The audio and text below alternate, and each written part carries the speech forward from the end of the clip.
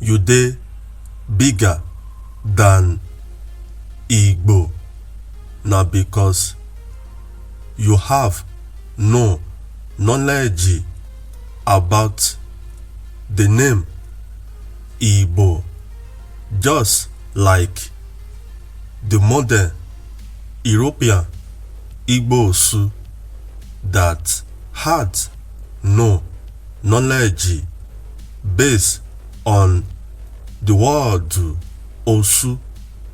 Osu no be slave. Osu na Igbo Osu. Osu na language. For example,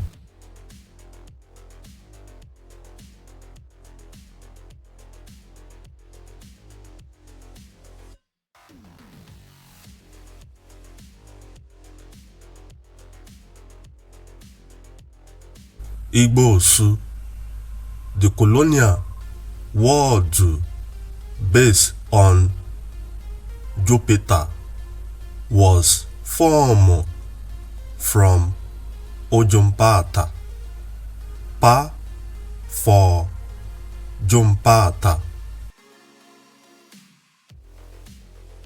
Jupiter, Ojumpata na father god, ruler, king, empire, region, Bantustan. Jupiter na